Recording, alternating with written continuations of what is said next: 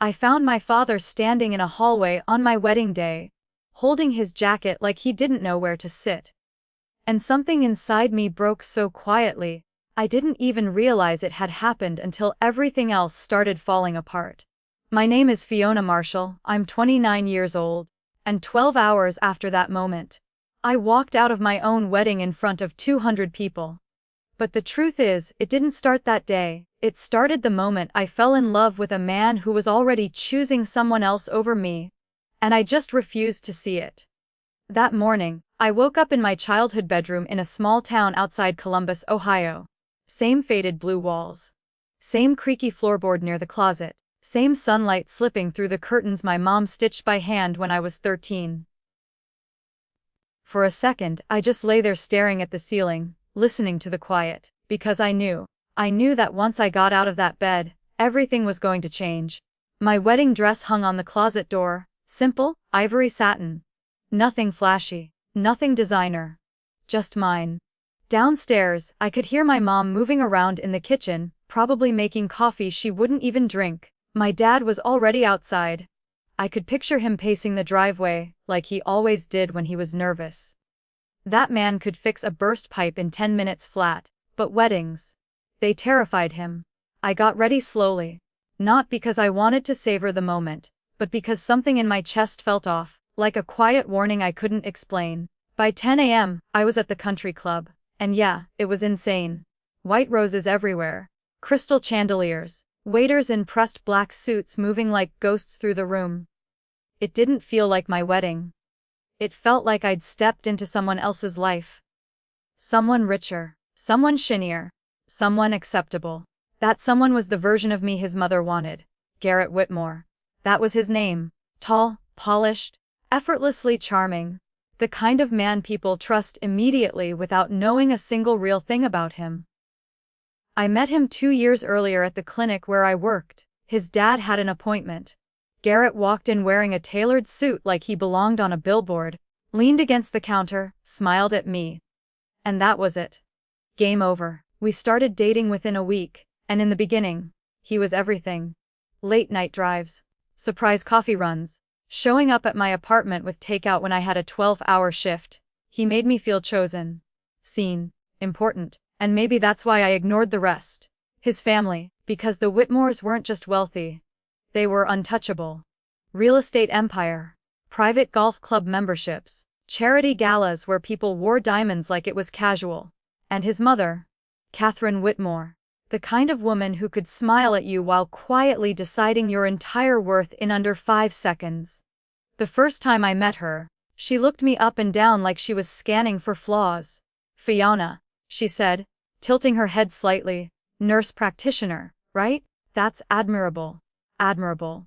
Not impressive, not respected. Just acceptable enough to tolerate." I should have walked away then. Garrett squeezed my hand under the table and whispered, "Don't worry, she'll come around." She never did. And somehow, I convinced myself that didn't matter, because love, right? Love fixes things. Love smooths out the sharp edges. Love makes people better. Except it doesn't. Not when the problem isn't love, it's respect. 14 months later, Garrett proposed. Private room, candlelight, a string quartet playing like we were in some movie, and yeah, his mom just happened to be dining in the same restaurant that night. Total coincidence, he said. I said yes anyway, because I wanted the future he was promising me. A house, a family, a life that looked stable and secure and easy. But the second wedding planning started, I realized something. This wasn't my wedding. It was hers. Catherine picked the venue. Catherine picked the planner. Catherine picked the menu. My mom suggested adding her homemade fried chicken as a small appetizer. Just a piece of home, something meaningful. Catherine smiled politely and said, "Oh, that's sweet, but we're going for something a little more refined." My mom laughed it off. Like it didn't hurt. But I saw her hands tighten in her lap, and every time I pushed back, Garrett would say the same thing. "Just let her have this one, Fi. It's not worth the fight. Not worth the fight." That became the theme of my engagement. So I compromised. Over and over again. Because I thought I was protecting the bigger picture. The marriage. The future. The life we were building. I didn't realize I was slowly erasing myself to fit into his. By noon, the ceremony started. Everything looked perfect. Guests seated, music playing, sunlight hitting just right. I walked down the aisle, and Garrett was standing there waiting for me, smiling like nothing in the world could go wrong. And for a moment, I believed it. We said our vows, we kissed, everyone clapped. It was done, or at least it should have been. After the ceremony, while guests moved toward cocktail hour, I slipped into the reception hall. Just to check. Just to breathe. Just to make sure everything was okay. That's when I saw it. Table 1. The head table. Front and center. The place where our families were supposed to sit. I walked over, smiling at first, already picturing my parents there. My dad awkwardly adjusting his tie. My mom trying not to cry. I picked up the first name card, then the second, then the third. My smile faded, because none of the names were theirs. Every single seat was filled with Whitmores. Family friends. Business partners. People who shook hands over $1 million deals. Not a single Marshall, not one. At first I thought it was a mistake, so I checked the other tables. Table 2, Table 5, Table 9. My heart started racing, faster, louder, until finally I found them. Table 14, back corner, right next to the kitchen doors. Next to a service cart stacked with dirty glasses. Next to a trash bin, folding chairs. Not even matching the rest of the room. My parents' names. Printed neatly. Like that's exactly where they were meant to be. And in that moment, everything inside me went cold. Because I knew this wasn't an accident. And I knew exactly who would have done it. But what I didn't know yet was that the man I was about to marry had already chosen a side. And it wasn't mine. I didn't cry when I saw my parents' names sitting at table 14. I didn't panic. I didn't even breathe for a second. Because something colder than anger settled into my chest, the kind of calm that only shows up right before everything changes. I walked out of that reception hall slowly, like if I moved too fast, the truth might catch up to me. But it already had, and I knew exactly where I needed to go next. Garrett, if there was even a chance, any chance, that this was a misunderstanding, he would fix it. He had to. I found him in the groom's suit, standing in front of a full-length mirror, adjusting his cufflinks like he was getting ready for a photo shoot instead of a life. Like nothing had happened, like everything was perfect. Who moved my parents? My voice didn't shake. That surprised me. Garrett didn't even turn around at first. "Hey, babe," he said casually, still focused on his reflection. "You look incredible." Garrett. That got his attention. He glanced at me through the mirror. "What's wrong?" I stepped closer. Table 14. A pause. Small. Almost invisible. But I saw it. "My parents are sitting at table 14, I said slowly. "Next to the kitchen. Next to a trash bin. So I'm going to ask you one more time, who moved them?" He sighed. Not confused. Not shocked. Annoyed. "My mom adjusted some seating this morning," he said. "It's not a big deal." Not a big deal. I actually laughed. Not because it was funny, but because I needed something to stop the pressure building in my chest. "Not a big deal," I repeated. "Garrett, they don't have seats at the front table. That's not a small change." "They have seats," he replied, finally turning toward me. "Just different ones. Different ones." I stared at him, trying to find something, anything, in his face that looked like the man I thought I loved. "Different ones," I said. "They're sitting next to a trash can." He ran a hand through his hair, already losing patience. "Fiona, we have 200 guests out there. Can we not do this right now?" There it was. The deflection. The timing excuse. The same pattern he'd used every single time I pushed back during wedding planning. "When should we do it?" I asked. "After dinner. After they've already been sitting back there for 3 hours pretending everything's fine." He stepped closer, lowering his voice like he was trying to calm down a child. "You're stressed," he said gently. "It's your wedding day. Let's just get through tonight, okay? I'll talk to my mom tomorrow. Tomorrow. Always tomorrow." I felt something shift inside me, a quiet realization. "Did you know?" I asked. He hesitated, just for a second. But it was enough. "You knew," I said. "It's just seating, Fiona." "You knew," I repeated, louder this time. He exhaled, clearly frustrated now. Look, the Hendersons and the Bakers are sitting at the head table, he said. They're important, Fi. My mom didn't want any awkward situations. Important. I felt like the air got sucked out of the room. More important than my parents. I didn't say that. You didn't have to. Silence. Heavy. Uncomfortable. Real. He stepped forward, reaching for my arm. Baby, come on. Don't do this right now. We'll fix it later. I pulled away. No. I said quietly. You fix it now. His jaw tightened. I'm not making a scene over a seating chart. That was the moment. The exact moment something inside me snapped clean in half. Not loudly. Not dramatically. Just gone. Because it wasn't about the seating chart. It was never about the seating chart. It was about the fact that he didn't see a problem. He didn't see my parents as people who deserved respect. He saw them as negotiable, replaceable, back of the room kind of people, and worse. He was okay with that. I searched his face one last time, hoping, begging, for something to prove me wrong. But all I saw was a man trying to keep things smooth, easy, controlled. Go tell your mother to fix it, I said. He shook his head. Fiona? Go. Tell? Her. I'm not doing that. 3 words. That was all it took. I nodded slowly. I said. And I meant it. Because right then, I realized something terrifying. I wasn't standing in a disagreement. I was standing in a preview. This wasn't a one-time situation. This was the rest of my life.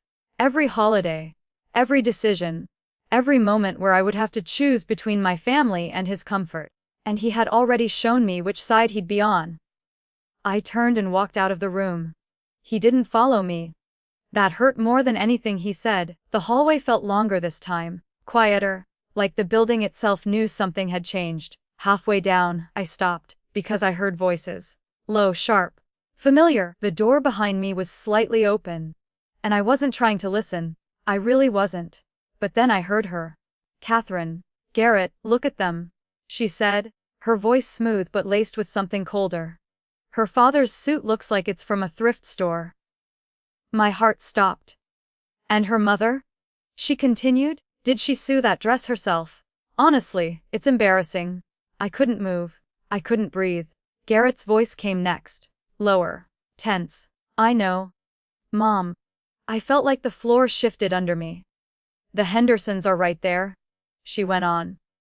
You can't have people like that sitting at the front table. What would everyone think? A pause. Then Garrett. You're right. Just 2 words. But they hit harder than anything else.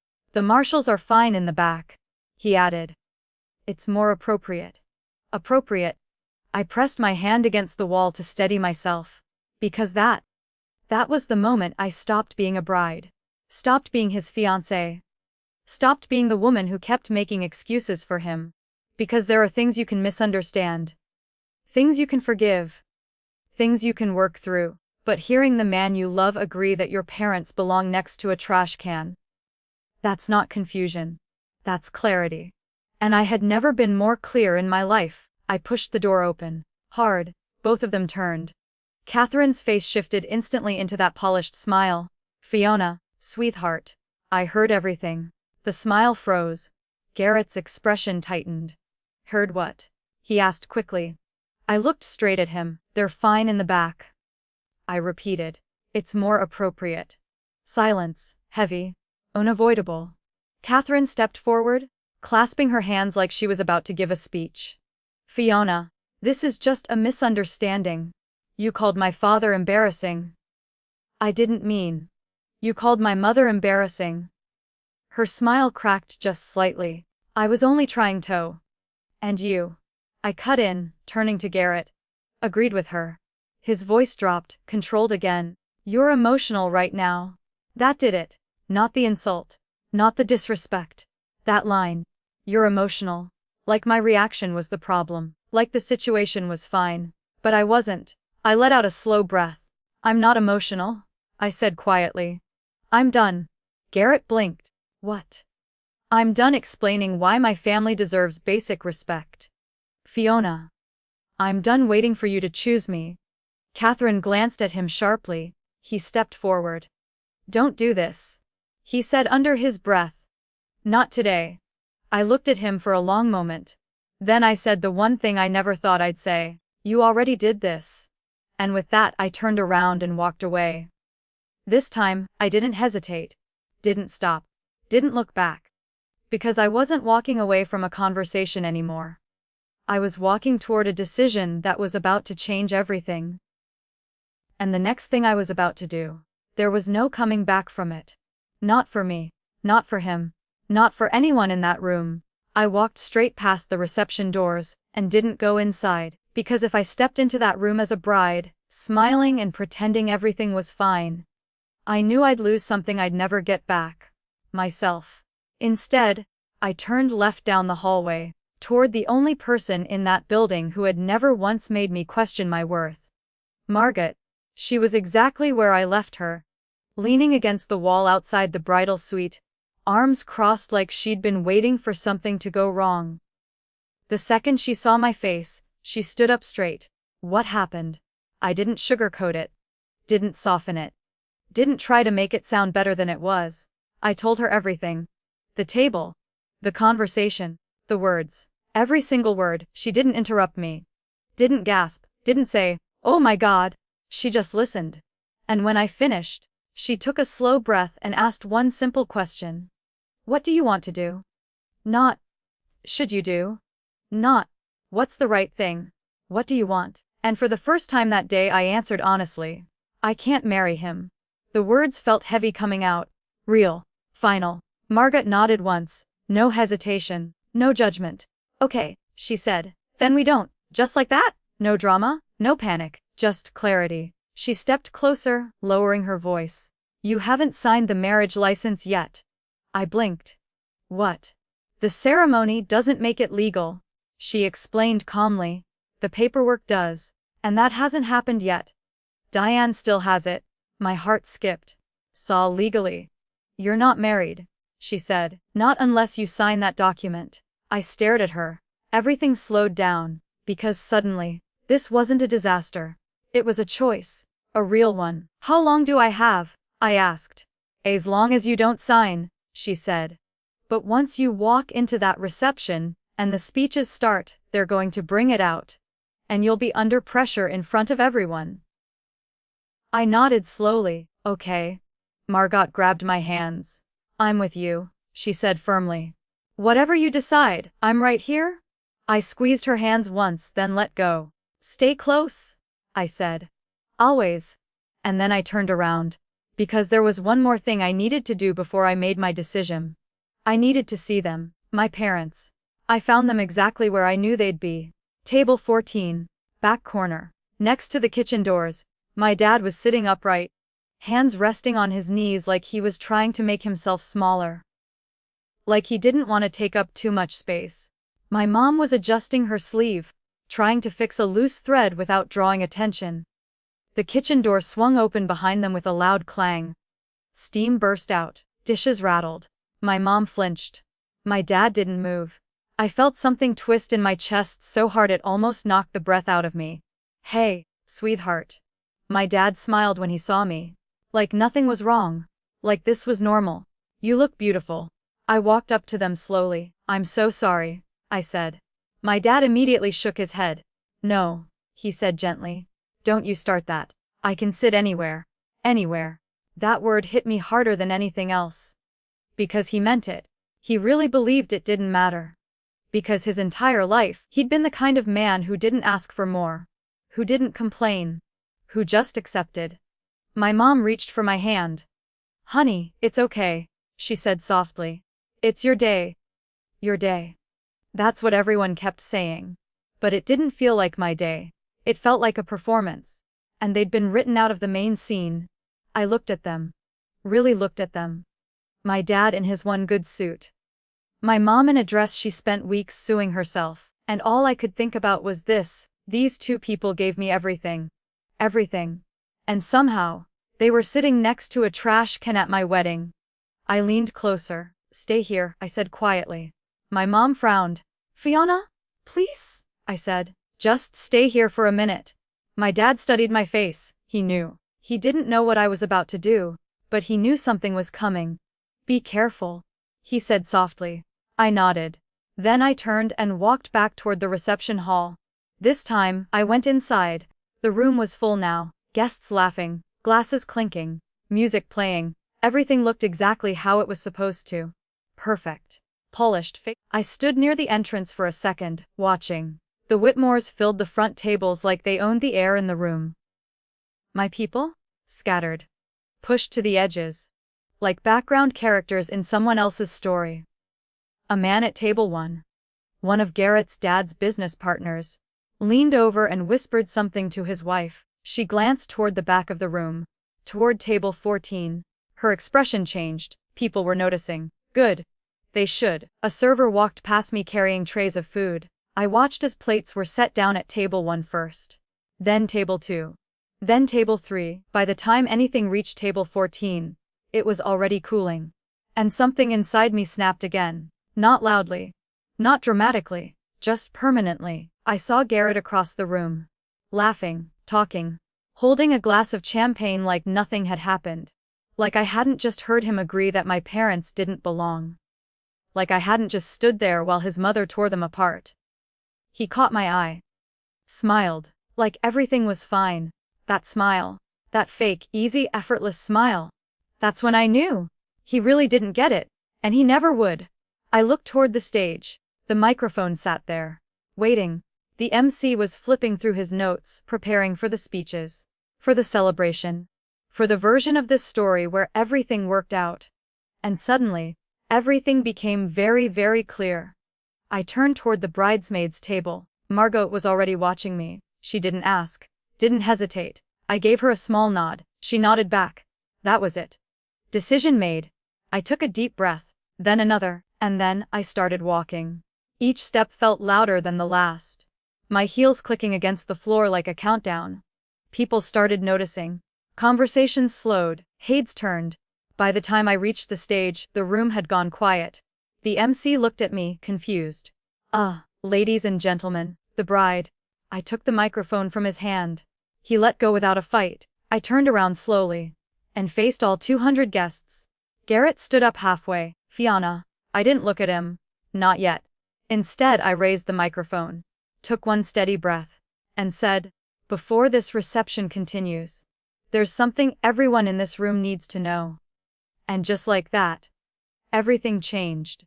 Garrett stood up the second I said those words. Fiona, don't. Sit down. I didn't raise my voice. I didn't need to, because something about the way I said it made the entire room freeze. Even him. For a second, he just stood there, halfway out of his chair, like his body hadn't caught up to what was happening yet. Then slowly, he sat back down. Good. Because I wasn't asking. I turned my attention back to the room. 200 people. 200 conversations that had just died mid-sentence. 200 pairs of eyes staring at me like they were watching something they weren't supposed to see. Perfect. Thank you all for being here today, I said calmly. My voice echoed through the speakers, steady and controlled. Years of working in high-pressure situations had taught me how to keep it together when everything inside was falling apart. I know you came here to celebrate a wedding. A small pause. But before that happens, I need to show you something. I turned slightly, lifted my hand, and pointed. Table 14.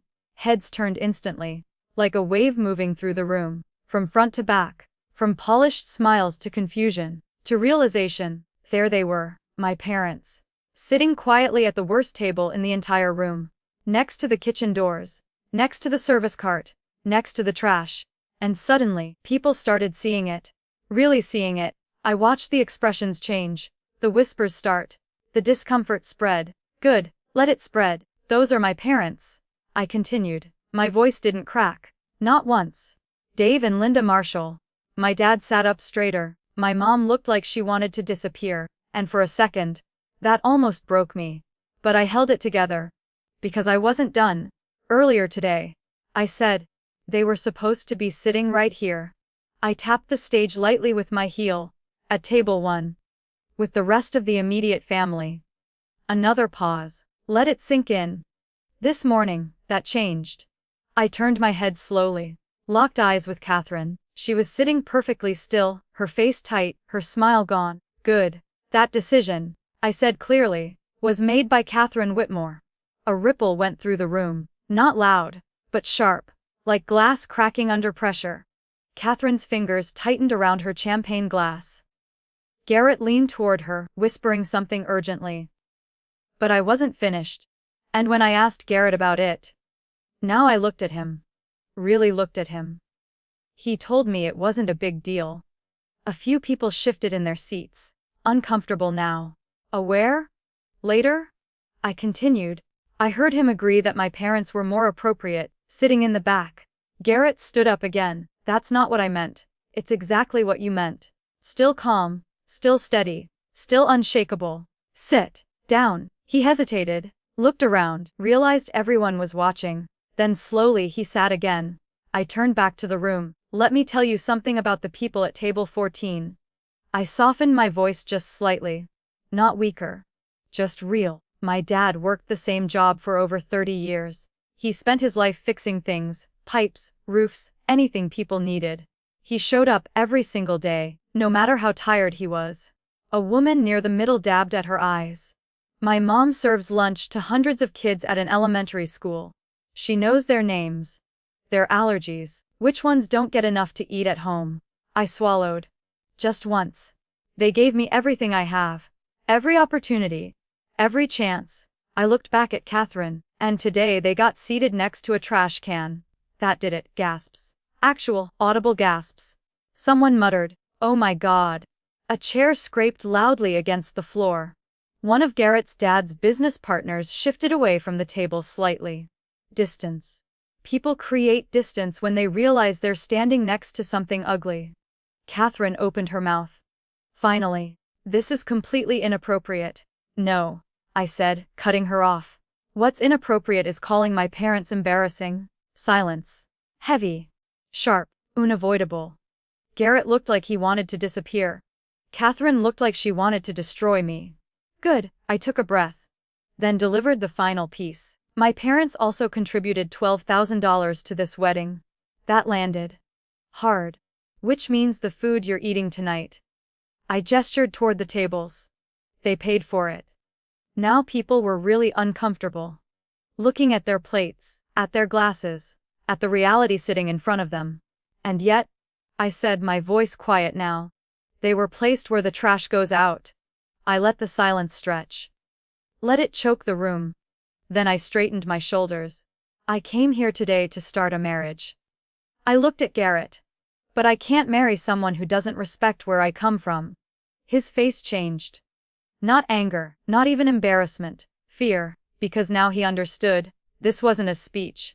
This was an ending. I can't build a life with someone who lets his family treat mine like they don't belong. I reached up slowly. Unpinned my veil. The room held its breath. I folded it carefully, once, twice, like my mom taught me, then placed it on the edge of the stage, deliberate, final. So before this reception continues, I looked around one last time. At the guests. At the tables. At the illusion that had just shattered. I need to make something very clear. I turned fully toward Garrett. I'm not signing that marriage license. The words echoed. Loud. Permanent. Irreversible. I'm not marrying you. For a second, no one moved. No one spoke. It was like the entire room forgot how. Garrett stood up so fast his chair nearly fell over. Fiona, don't do this. But I was already stepping away. Already done. Because this wasn't a decision I made in that moment, it was one I'd been building toward for months. Piece by piece. Compromise by compromise. Until there was nothing left to negotiate. I stepped off the stage, and started walking. Not toward Garrett. Not toward the front. But toward the back of the room. Toward table 14. Toward the only place that actually felt like home. Behind me, chaos started to break loose. Voices rising, chairs moving, Catherine saying something sharp and furious. Garrett calling my name. But I didn't stop. Didn't slow down. Didn't look back. Because I already knew. The next thing I was about to do would make this moment unforgettable. For everyone in that room, I didn't stop walking until I reached table 14, because if I paused, even for a second, I knew the noise behind me might pull me back into a life I had just walked away from. My dad stood up the moment I got close, not confused, not panicked, just ready, like he'd been waiting his whole life for this exact moment without knowing it. My mom was already crying. Quiet tears, the kind she tried to hide by looking down. "Fiona," she whispered. I didn't say anything at first.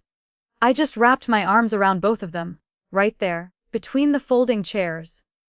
Next to the kitchen doors. Next to the trash can they had been told was more appropriate. And I held them tighter than I ever had before. "I'm sorry," I whispered into my mom's hair. She shook her head immediately. "No, baby, no. I should have seen it sooner," I said. My dad placed his hand gently on my shoulder. "You saw it when it mattered?" he said quietly. That almost broke me. Almost. But I pulled it together, because I wasn't done yet. I stepped back, wiped my face quickly, and looked at them both. "We're leaving." My mom blinked. "What? We're leaving?" I repeated. "Right now." My dad didn't ask questions. Didn't hesitate. He just nodded once. "All right." That was it. No drama, no arguments, just trust. The kind of trust you build over a lifetime. Behind us, the room was unraveling, voices overlapping, people standing, some guests already grabbing their things like they didn't want to be part of whatever this had turned into. Good. Let them go. This was never about them. Margot appeared at my side like she'd been summoned.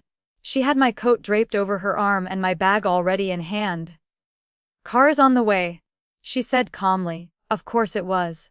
She thought of everything. I gave her a small, grateful smile. Then I turned back to my parents.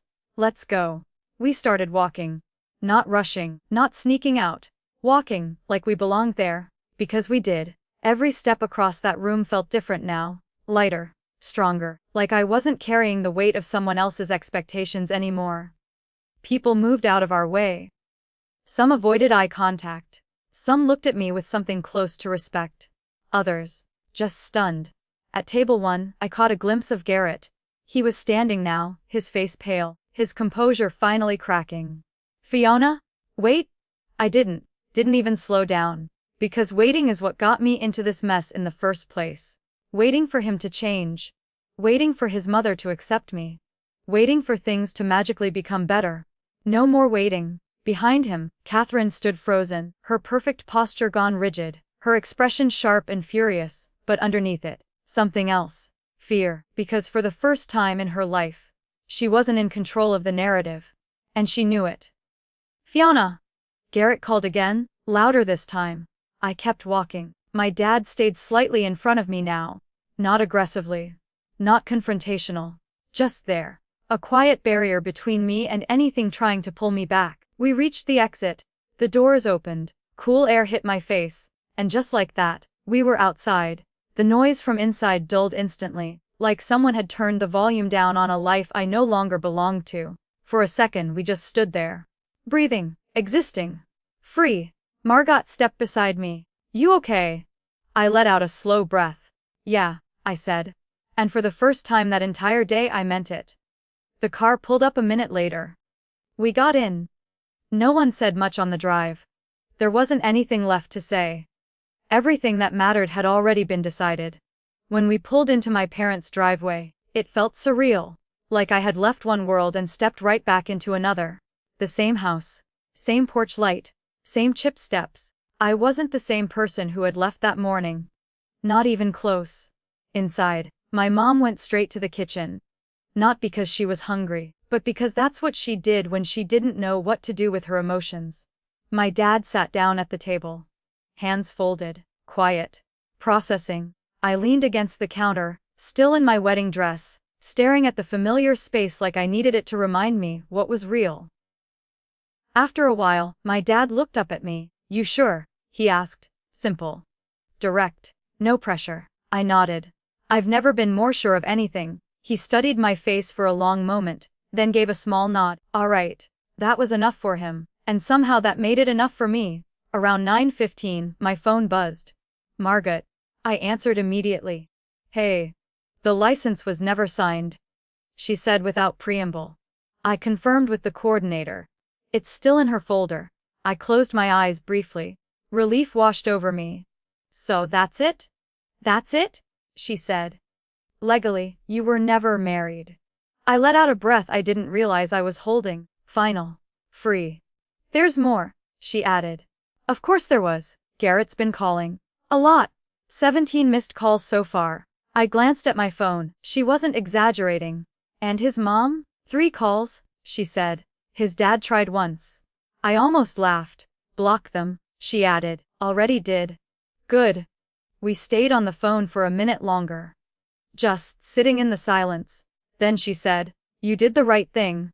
I swallowed. I know. And I did. That was the crazy part. Even with everything that had just happened, I didn't feel regret. I felt clarity.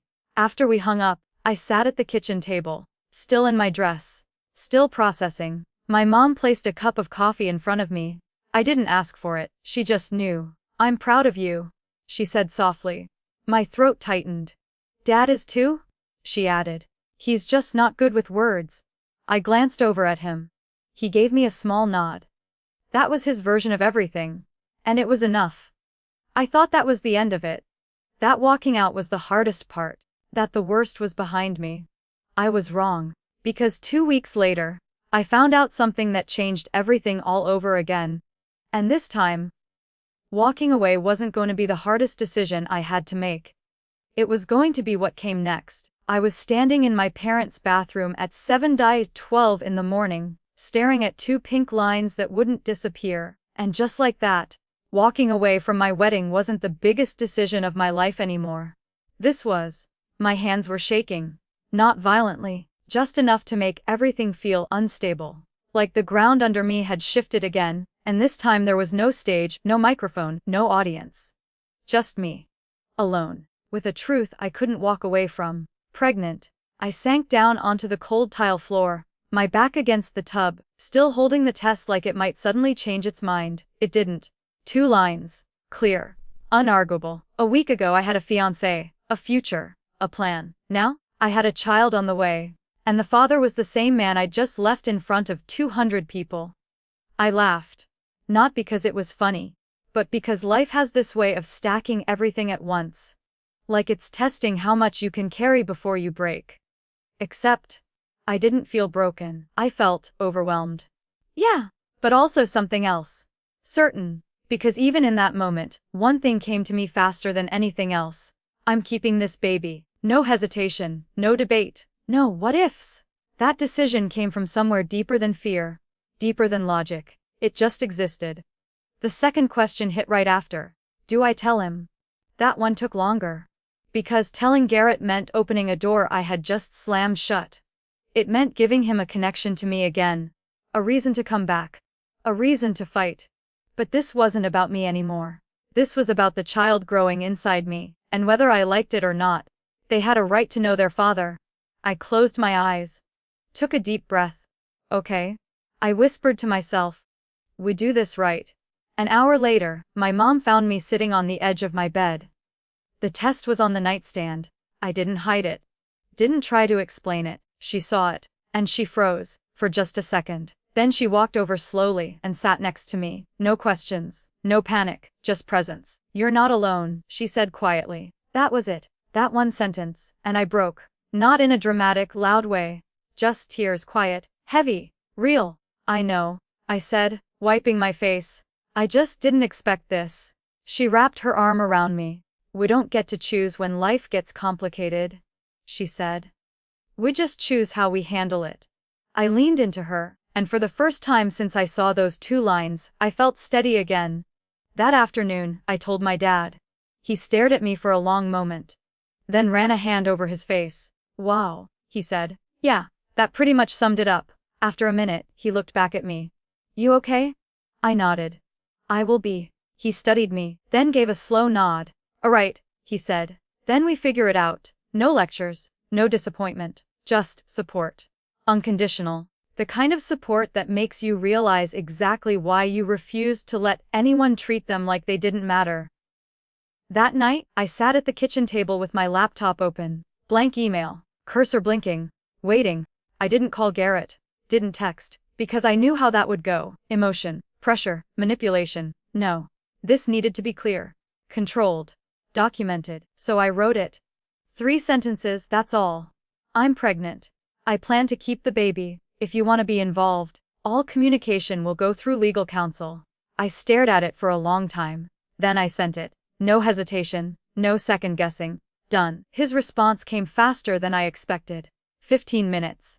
I need to see you. We can fix this. Please come back. We'll figure everything out together. I felt nothing reading it. No pull. No temptation. Because I knew what fixing it meant. Pretending none of it happened. Pretending my parents weren't disrespected. Pretending he hadn't chosen silence when it mattered most. No. We were past that. 4 hours later, another email, this one colder. You're making a mistake. My family will fight for custody if they have to. There it was. The real version. The one I had heard behind that half-open door. The one that believed power and money could control outcomes. I closed my laptop, because now I knew exactly what I was dealing with. And I wasn't going to handle it alone. The next day, Margot connected me with a lawyer. A good one. Sharp. Direct. No nonsense. Here's the reality, she told me during our first meeting. You have stable employment, a support system, and no legal ties to him through marriage. That puts you in a strong position. I nodded. What about his family? She gave a small, almost amused smile.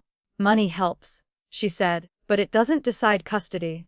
Courts care about stability, consistency, the child's best interest. Good. Because stability? That was something I had, and something I refused to let them take from me. The weeks that followed were quiet. Not easy, but quiet. No dramatic confrontations. No surprise visits.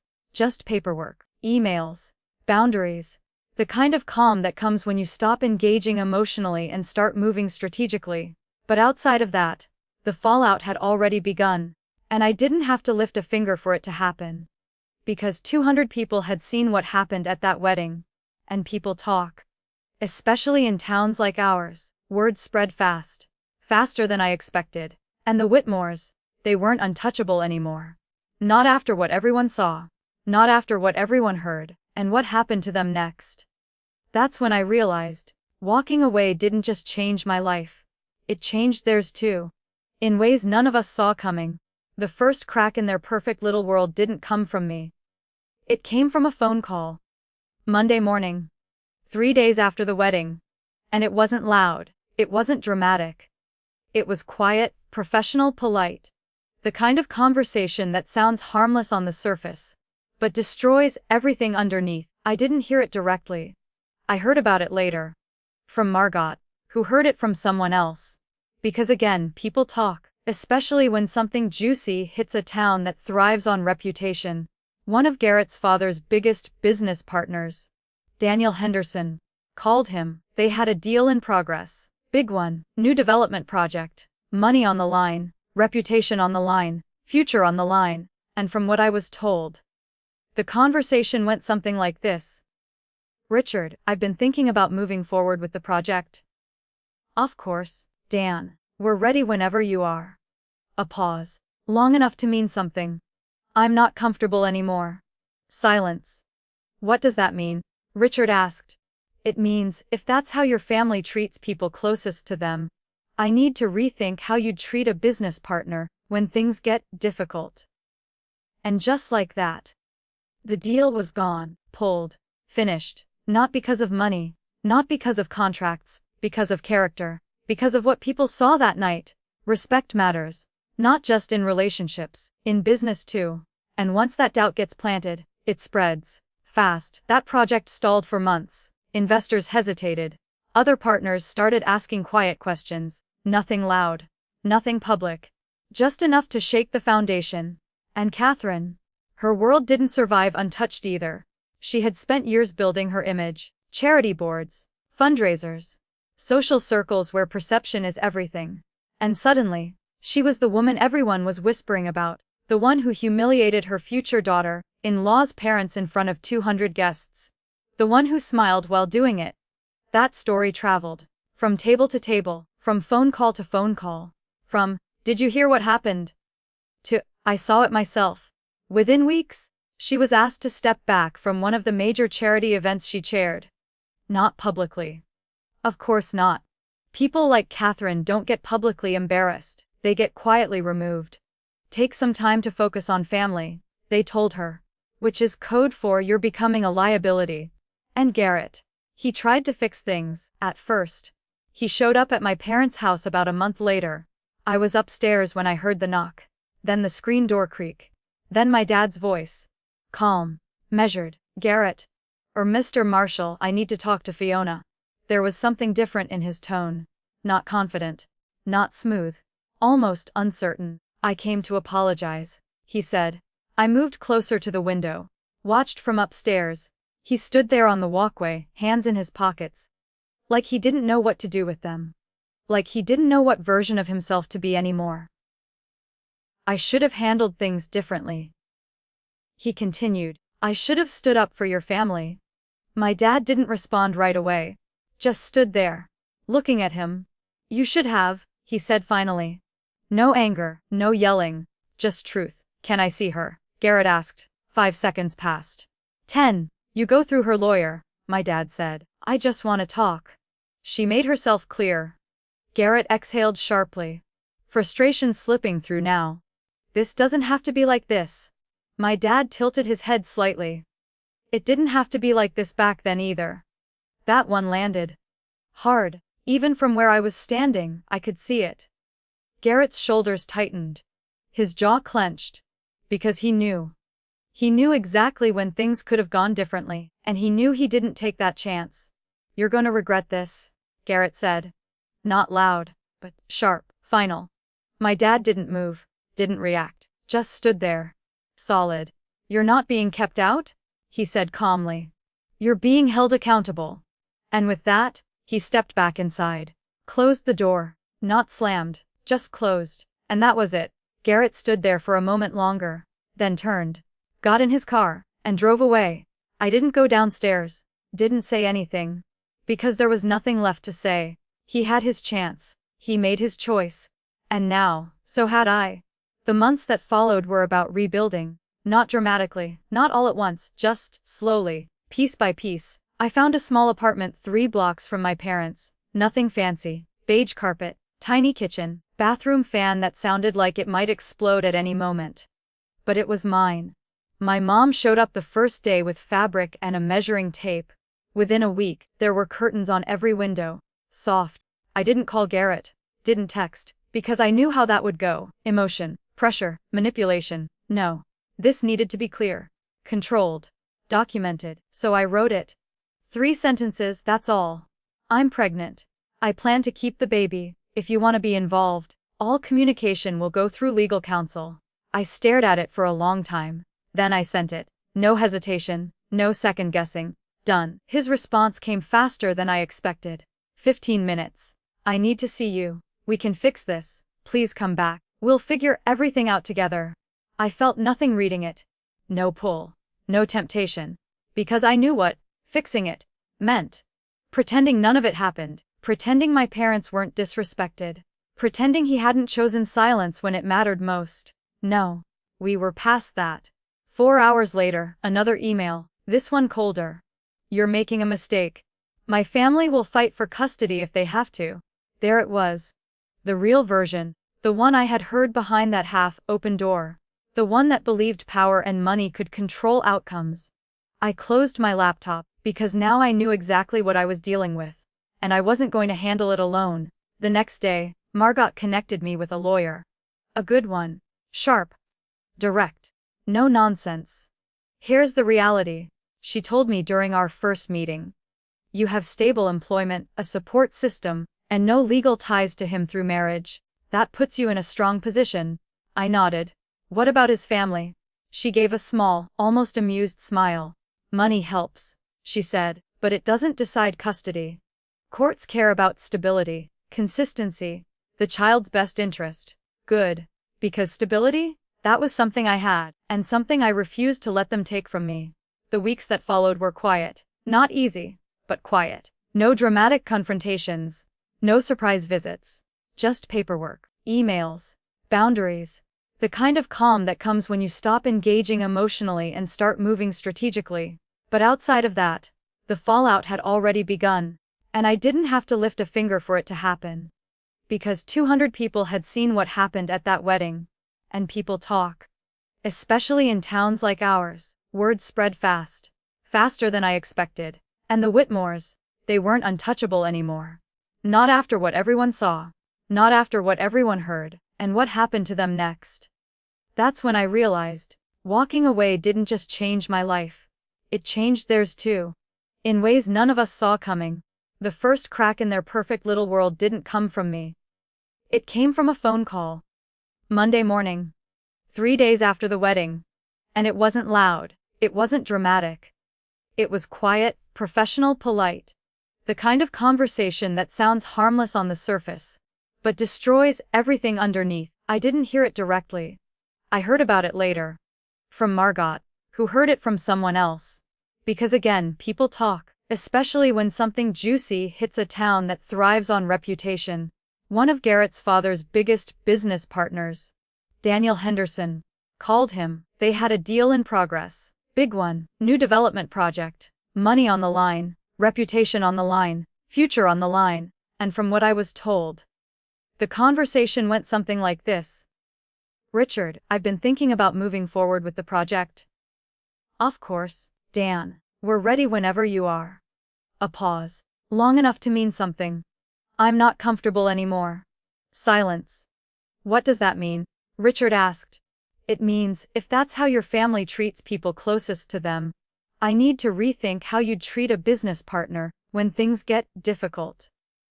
And just like that, the deal was gone, pulled, finished, not because of money, not because of contracts, because of character, because of what people saw that night. Respect matters, not just in relationships, in business too. And once that doubt gets planted, it spreads fast. That project stalled for months. Investors hesitated. Other partners started asking quiet questions. Nothing loud. Nothing public. Just enough to shake the foundation. And Catherine, her world didn't survive untouched either. She had spent years building her image. Charity boards, fundraisers, social circles where perception is everything. And suddenly, she was the woman everyone was whispering about. The one who humiliated her future daughter-in-law's parents in front of 200 guests. The one who smiled while doing it. That story traveled. From table to table, from phone call to phone call.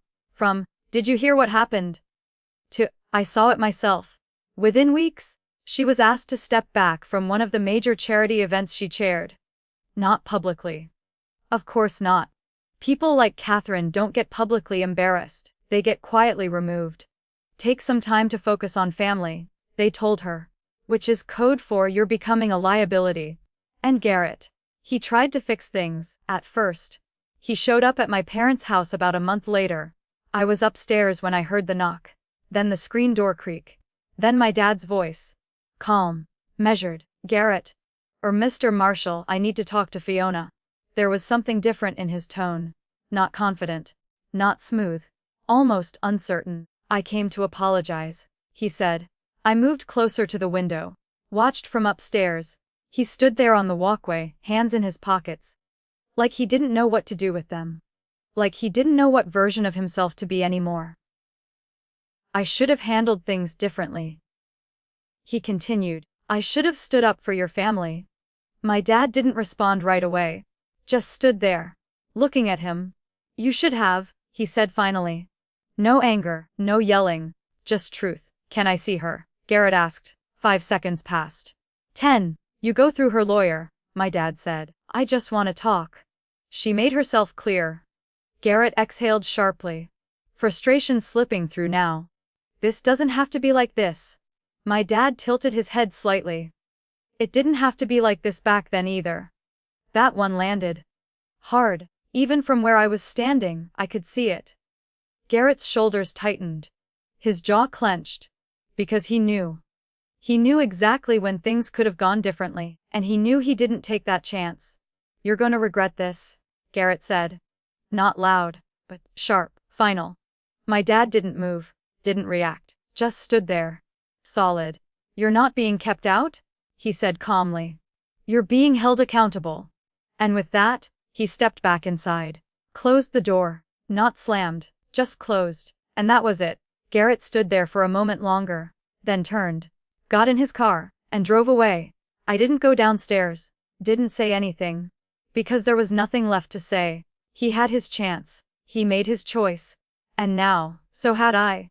The months that followed were about rebuilding. Not dramatically, not all at once, just slowly, piece by piece. I found a small apartment 3 blocks from my parents'. Nothing fancy. Beige carpet, tiny kitchen, bathroom fan that sounded like it might explode at any moment. But it was mine. My mom showed up the first day with fabric and a measuring tape. Within a week, there were curtains on every window. Soft,